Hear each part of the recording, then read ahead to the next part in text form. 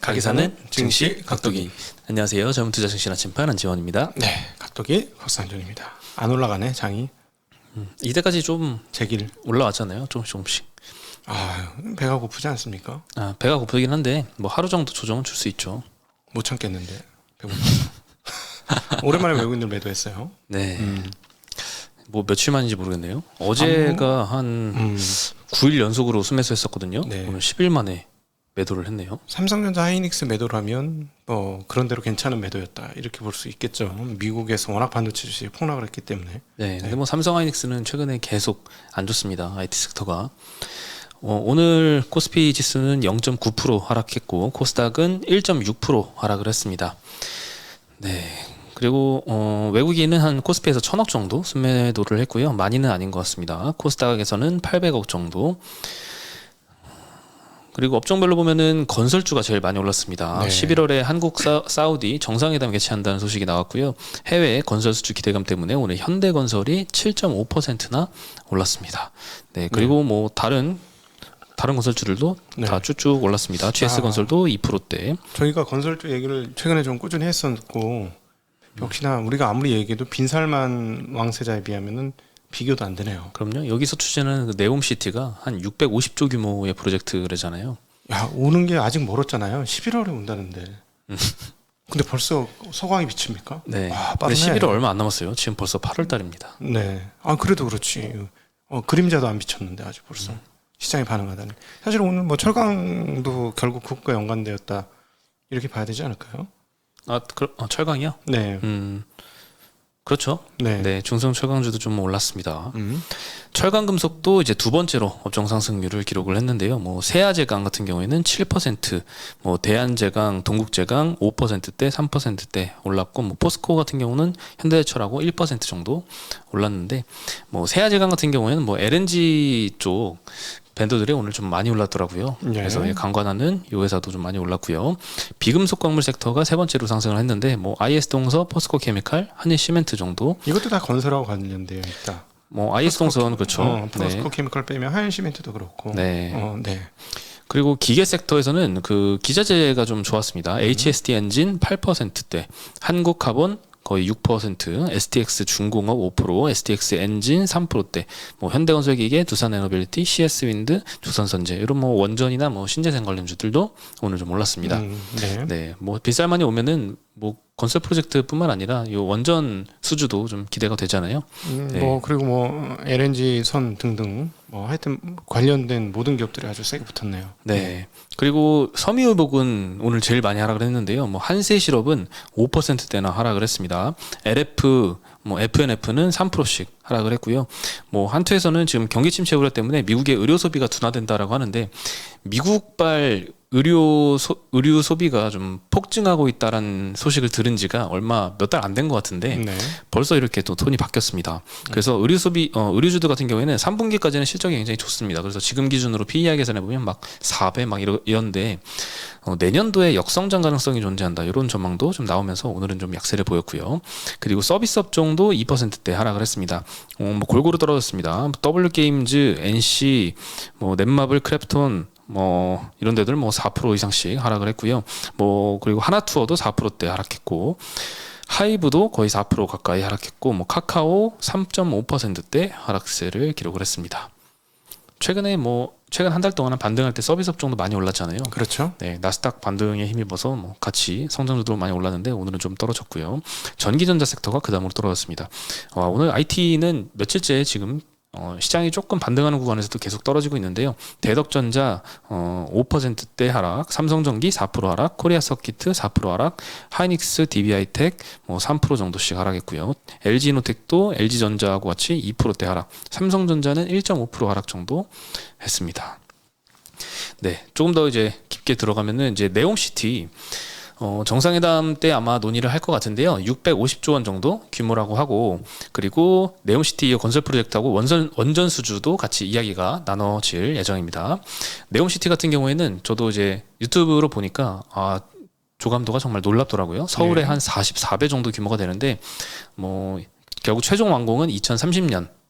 그래서 저도 이 영상을 보면서 어떤 생각이 들었냐면 앞으로 한 10년 정도 빡세게 일을 해서 저쪽으로 이민 가서 살 수 있을까?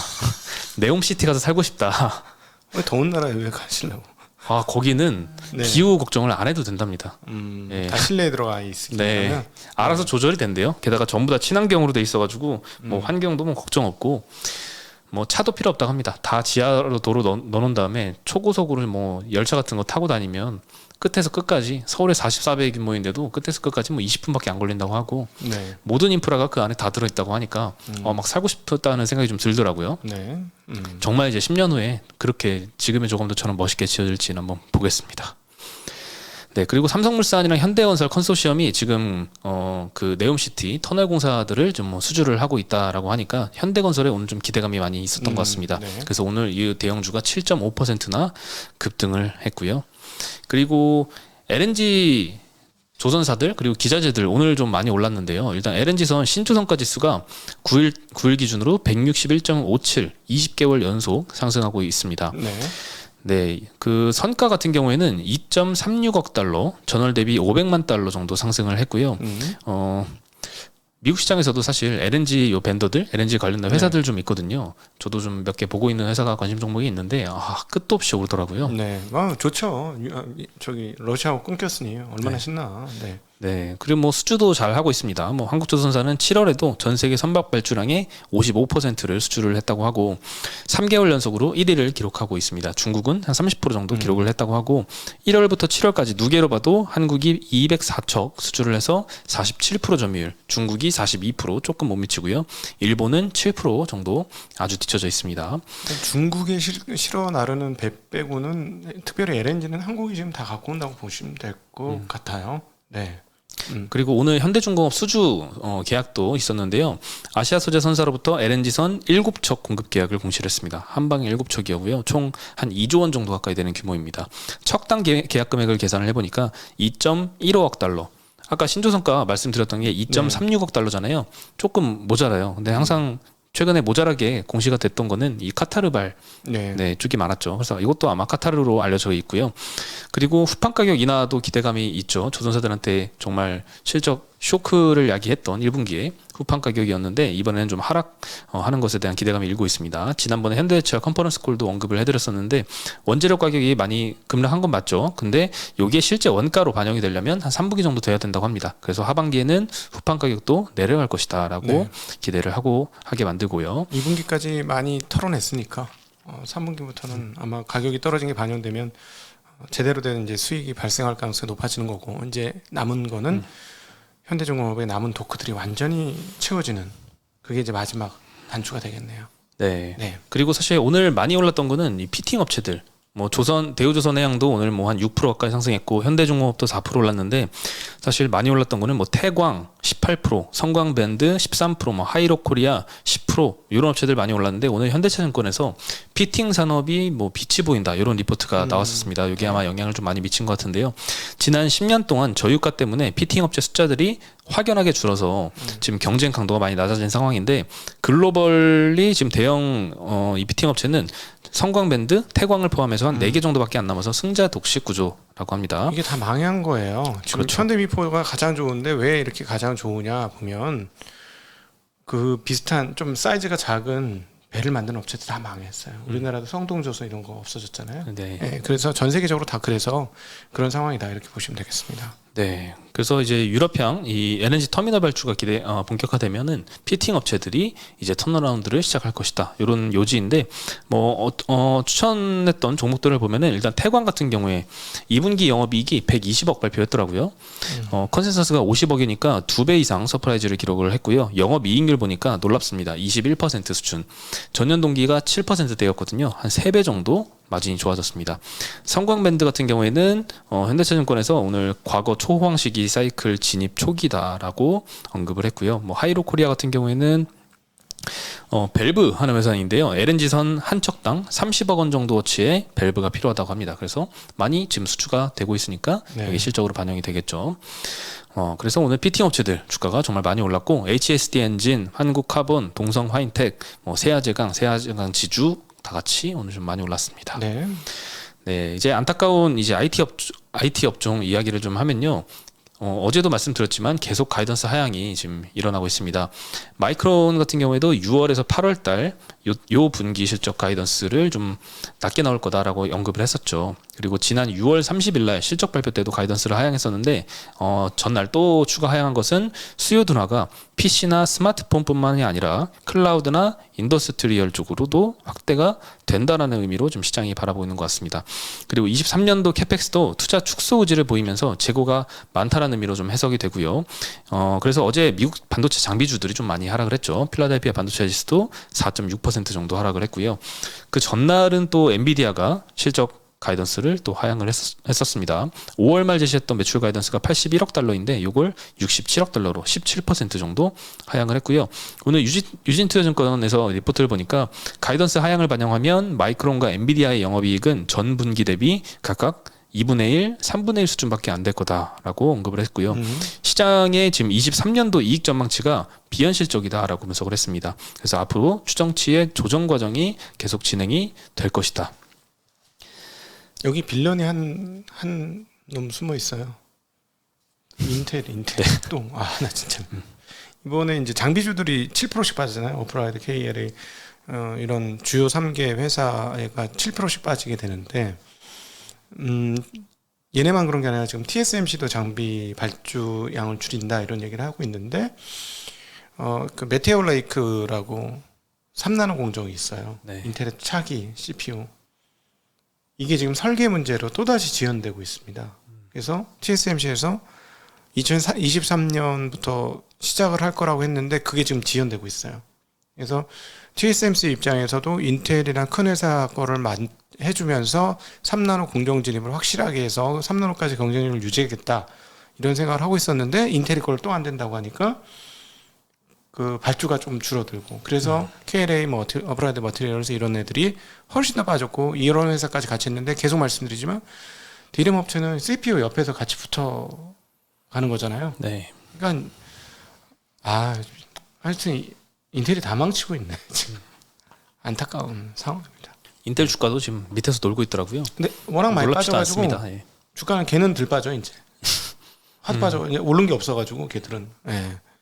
오히려 오른 거 있었던 애들이 아주 얻어맞고 있는 그런 상황입니다. 네, 그래서 오늘 뭐 삼성전자 어제에 이어서 오늘도 1.5% 하락을 했고 하이닉스도 3%대 하락을 했습니다. 오늘 특히 장비주들도 많이 하락을 했는데요. 뭐 코미코, 유진테크, 원익 IPS, 테스 이런 데는 뭐 4에서 6%씩 많이 하락을 했고 기판주도 오늘 좀 많이 빠졌습니다. 대덕전자, 심텍 뭐 5.8%, 5.5%씩 하락을 했고 코리아 서킷도 4% 하락을 하면서 다시 7월달 그 저점 수준까지 지금 네. 빠지고 있는 상황입니다. 대신에 이제 기회가 또 오는 거겠죠. 좀 1년의 시계열로 보면 기회가 다시 오기 시작하는 거 아닌가 싶습니다. 대신에 급할 건 없다. 느긋하게 바라보다가 공략을 한번 해볼 기회가 올 거다라고 생각합니다. 삼성전자는 뭐 6만 전자 돼가지고 이제 7만 전자 가자 했는데 다시 5만 전자로 지금 내려오려고 하는 상황이죠. 네, 그리고 이제 다시 턴어라운드하는 업종으로 돌아가 보면요, 영화관 쪽이 지금 많이 올라오고 있는 상황이긴 합니다. 지난번에 롯데쇼핑 실적 발표 때 한번 언급해 드렸었던 게 롯데 컬처웍스라는 자회사가 흑자 전환했다라고 말씀을 드렸는데요. 콘텐츠 중앙에 자회사 메가박스도 있죠. 영업이익이 32억 원으로 흑자 전환해서 실적 발표를 했습니다. 전년 동기 대비해서는 200억 정도 늘어나서 이제 겨우 플러스 32억 정도 흑자 전환을 한 거고요. 하지만 이제 콘텐츠 중앙의 전체 영업이익은 마이너스 12억 정도입니다. 컨센 대비해서는 조금 양호를 했는데 극장 부분이 플러스 32억 기록했지만 방송 부분에서 41억 정도 적자를 봤기 때문에 전체적으로는 적자를 이어가고 있습니다. 근데 영화관이 이제 반등을 시작을 해서 하반기에는 전체 흑자 전환을 이끌 것이다 라는 전망이 좀 있습니다. 먼저 P와 Q 요인을 좀 나눠보면요, Q 같은 경우에는 극장 관람객 수가 되겠죠. 거리두기가 이제는 5월부터 좀 빠르게 회복을 해서 2019년 대비 80%까지 회복을 한 상태입니다. 2018년 대비로는 100% 회복을 했으니까 이제 뭐다 맞습니다. 영화 개봉만 하면 이제 뭐 코로나에도 불구하고 많이 영화관을 찾으시는 것 같고요. P는 많이 올랐습니다. 평균 티켓 가격이라고 하죠. 코로나 전 대비해서 한 20% 정도 상승을 했고요. 판관비 같은 경우에는 그동안 많이 구조조정을 좀 했잖아요. 그렇죠. 코로나 이전에 한 80% 수준이라고 합니다. 그래서 P는 올라가고 Q는 예전만큼 회복이 됐고 C는 내려가면서 이익 레버리지 효과가 좀 기대가 된다. 이런 리포트들이 좀 나오고 있습니다. 3분기에는 또 이제 범죄도시2 관련 이익이 한 100억 정도 반영이 될 예정입니다. 콘텐츠 중앙이 제작 투자 배급을 담당을 했어서 이 관련 이익이 20억 정도는 2분기에 반영이 됐지만 나머지 100억 정도는 3분기에 반영이 될 것이다. 그리고 또 헌트의 투자 배급도 콘텐츠 중앙이 맡았더라고요. 그래서 지금 헌트가 유력한 1000만 관객 후보거든요. 네. 범죄도시2도 한 1200만 관객 넘었잖아요. 네. 네. 그래서 이 헌트도 좀 기대감이 일고 있습니다. 다만 오늘 뭐 대신증권 같은 경우에는 목표가를 73,000원에서 52,000원으로 30%나 크게 하향을 시켰는데 영화 부분은 좋지만 방송 부분은 조금 걱정을 하는 것 같습니다. 방송 부분 밸류에이션을 좀 디레이팅을 하면서 여기에 목표가 하향을 좀 이끌었고요. 그리고 구체적으로는 이제 드라마 제작 편당 가치를 1,130억으로 보다가 807억으로 하향을 한 영향이 좀 컸던 것 같습니다. 다만 극장 부분 실적 추정치는 계속 상향을 시키고 있고요. 이게 매스미디어잖아, 매스미디어. 네. 그러니까 유튜브 나오면서 마이크로 미디어로 싹 바뀌고 있는 것 같아요. 저는 집에 텔레비전이 없잖아요. 아, 없으세요? 없어가지고 텔레비전이라는 걸 안 보잖아요. 근데도 유튜브는 보잖아요. 네. 그러니까 누구는 먹는 것만 보는 사람이 있고, 누구는 싸우는 것만 보는 사람이 있고, 누구는 방위 산업만 보는 사람이 있고, 누구는 증시 각도기만 보는 사람이 있고, 그런 것처럼 다 분야별로 가니까 이게 매스 미디어가 제대로 자리 잡기가 너무너무 어려운 상황으로 바뀐 거 아니냐. 사람이 다양하다는 걸 이제 깨달은 거지. 기술 진보에 의해서. 그렇죠. 네. 너무나 많은 콘텐츠들이 좀 분야가 또 좀 다양해졌잖아요. 그렇죠. 네. 네. 그렇습니다. 저는 근데 영화를 좋아하는 입장에서 빨리 좀 회복이 됐으면 좋겠네요. 영화하고는 좀 달라요. 콘텐츠를 만드는 거하고 방송국을 하는 것과 제작을 하는 것과 영화하고 그건 또 조금 다른 것 같아요. 뭐 영화 산업은 계속 살아있지 않겠습니까? 네. 뭐 이야기잖아, 이야기. 네. 예전에는 그게 판소리를 썼고요. 토끼전 간을 내오너라 뭐 이런 거. 그게 이렇게 바뀐 거지. 예. 오늘 헌트 개봉을 하거든요. 어. 좀 빨리 보고 싶습니다. 네. 오늘은 못 보지만. 예. 네. 그리고 이제 자동차 차량용 반도체가 부족해서 계속 생산 차질이 있다. 요거 지금 몇 년 동안 말씀드리고 있는 것 같은데 이제 조금 개선이 되는 모습이 7월달 중국 자동차 판매량 데이터에서 좀 확인이 되는 것 같습니다. 7월 자동차 생산이 전년 대비 중국에서 41% 정도 늘었고요. 코로나 이전인 2019년 7월 대비해서 44% 정도 늘어난 수치입니다.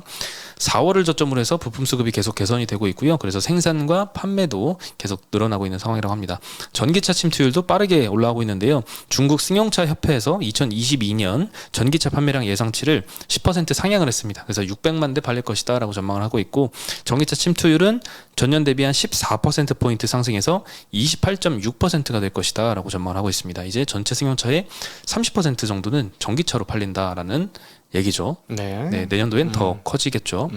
네. 그리고 이제 전기차 테슬라가 깜짝 놀랄 만한 소식이 또 나왔는데 일론 머스크가 네. 또 주식을 매도했습니다. 거의 792만 주 정도. 테슬라 주주를 다 엿먹었네. 그치? 예. 엿먹은 거야. 예, 지금 뭐 쭉 내려갔다가 1200불에서 쭉 내려갔다가 다시 열심히 반등을 하고 있잖아요. 네. 근데 지금 870불 정도 평균 매도가에 한 한국 돈으로 한 9조 원 정도치 68.8억 달러 정도를 매도를 했다라고 공시를 냈습니다. 그게 그날 이상하더라고. 900달러 갈 때 쫙 오르다 쫙 밀렸거든요. 인플레이션 감축 법안 네. 그거 나올 때 되게 좋은 안 아니거든. 완전 테슬라를 위한 법안이라고 할 정도로 좋은 법안이었는데 땡기다가 죽더라고요. 아마 그날도 꽤 많이 파는 거 아닌가 싶어요. 네. 테슬라가 그 세액공제를 온전히 받을 수 있을까요? 이제 이미 끝났거든요. 크레딧이 20만 대 다 팔아서 그쵸. 없어요. 근데 그게 만들어지면 그거와 상관없이 뭐 가격 일정 부분 이하면은 계속해서 크레딧을 받을 수 있거든요. 세액공제. 네. 그렇게 되면 완전 따봉이지. 제일 좋은 거거든. 왜냐면 여기서 왜 따봉이냐면 생산 대수가 많거든. 생산 대수가 다른 회사보다 많으니까 제한 없이 팔 수 있으면 얘가 최고로 많이 파니까 전기차를 미국에서 가장 좋은 회사죠. 네, 그리고 뭐 태양광 관련 사업도 하고 있고 해서 되게 유리한데 이상하다. 주가가 뻗을 수도 있는데 되게 이번에 얌전하네 했더니 이 물량이 좀 있었던 게 아닌가 하는 생각이 드네요. 네. 그리고 그 법안에서 세액공제 혜택을 받으려면 뭐 전기차 배터리나 뭐 거기에 들어가는 광물들이 대부분 이제 미국 내에서 생산이 되거나 이런 것들만 받을 수 있는데 그런 조건까지도 테슬라가 갖출 수 있을 갖추고 있죠. 얘네밖에 없어요. 그렇군요. 파나소닉이 미국에서 하잖아요. 네. 그러니까 파나소닉이 원자료만 어디서 갖고 오느냐 그게 문제인데 지금 미국에서 배터리 회사 만들어 갖고 얘네들 공급할 수 있는 애들은 별로 없어요. 우리는 우리나라에서 만들어도 갖다 주는 거고 미국 네. 공장을 이제 시작하는 거니까 이미 하고 있는 애들은 얘네들밖에 없거든. 그래서 그 압도적으로 테슬라한테 유리했는데 왜 주가가 안 오르지? 좀 이상하다. 일회성이라도 올라야 된다는데 그 궁금증이 풀렸습니다. 사실은 이 뉴스 보고 저는. 네. 그래서 일론 머스크가 지난 4월에도 한 거의 1,000만 주 가까이 테슬라 주식을 매도를 하면서 이제 매각 계획이 없다 이런 발표를 했었는데 4개월 만에 이렇게 이야기를 뒤집었거든요. 그래서 사실 이렇게 팔 거면 그런 얘기를 안 했어야 되는 게 아닌가. 좀 주주 입장에서는 좀 화날만 할 것 같습니다. 게다가 최고가에서 팔았어요. 그때도 최고가에서 좀 팔았죠. 그러면 이번도 $900대 중반이 최고가였어. 거 아니야? 그렇게 아니길 바라면서. 네, 그렇게 아니길 바랍니다. 네. 네. 그리고 오늘 밤 9시 반쯤 한국 시간 기준으로 미국의 7월달 CPI가 발표가 됩니다. 6월달에 9.1% 발표하면서 깜짝 놀랐었는데 시장은 그렇게 충격을 받진 않았어요 그때. 네. 근데 이번에는 조금 낮아진 전년 대비 8.7% 증가할 것이다라고 컨센서스는 형성이 되어 있습니다. 전월 대비해서는 근데 여전히 0.2% 정도 더 상승하는 걸로 지금 형성이 되어 있더라고요. 물가가 참 꺾이기 힘들다라는 생각이 드는데 근원 CPI를 보면은 6월 달에는 5.9% 증가했는데 이번 예상이 6.1%입니다. 전월보다 좀 더 높아진 수치가 좀 전망이 되고 있고요. 에너지와 농산물 가격이 최근에 지금 많이 하락을 해서 CPI 상승률 둔화에는 좀 기여를 하고 있지만 여전히 뭐 주거비가 좀 큰 비중을 차지하잖아요. 여기 아마 근원 CPI 상승률 둔화를 조금 딜레이 시키고 있는 게 아닌가 싶습니다. 네. 참 미국 물가는 무섭네요. 근데 피크아웃에 심리를 심어주는지 여부가 가장 중요하겠죠. 네. 오늘 뭐 자정 전에 한 10시면 나오겠죠. 9시 반쯤 아마 네. 그 전후에서 나오지 않을까 싶습니다. 네. 네. 그럼 저희 오늘 소식은 여기까지고요. 다시 내일 인사드리겠습니다. 네, 오늘 저녁에 연합뉴스 나가시죠. 아, 예. 네. 네. 많은 그 좋은 댓글 응원하는 댓글 부탁드리겠습니다. 네. 안녕. 안녕.